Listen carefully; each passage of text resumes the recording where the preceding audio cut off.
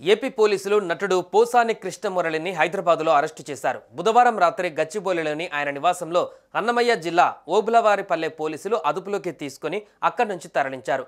Posani arrest సమయంలో కొన్ని నాటకీయ పరిణామాలు చోటు చేసుకున్నాయి. పోలీసులు వచ్చిన సమయంలో కొద్దిసేపు హైడ్రామా నడిచింది.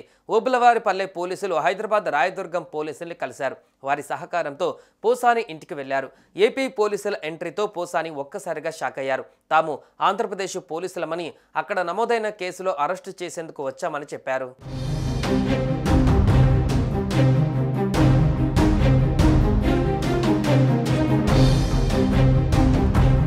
పోసాని పోలీసులతో వాగ్వాదానికి దిగారు. మీరెవరో నాకు తెలీదు, నేను మీతో ఎందుకు రావాలి అంటూ ప్రశ్నించారు.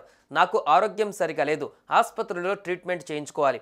నోటీసులు ఇస్తే కాస్త కోలుకున్న తర్వాత పోలీసుల విచారణకు వస్తాను అన్నారు.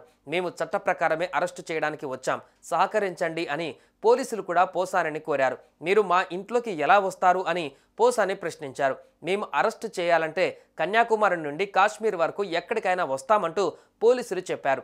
ఈ క్రమంలో పోలీసులు పోసాని మధ్య వాగ్వాదం జరిగింది. అరెస్టు చేస్తున్నట్లు పోలీసులు నోటీసులు ఇస్తుండగా పోసాని తీసుకోలేదు. ఆ తర్వాత పోసానిని అరెస్టు చేస్తున్నామని చెప్పి ఆయన భార్యకు నోటీసులు ఇవ్వబోయారు. అయితే ఆ నోటీసుల పైన సంతకం పెట్టొద్దని పోసాని భార్యతో అన్నారు. అయితే చివరికి నోటీసు ఇచ్చి ఆయన్ను అరెస్టు చేసి అన్నమయ్య జిల్లాకు తీసుకువెళ్లారు.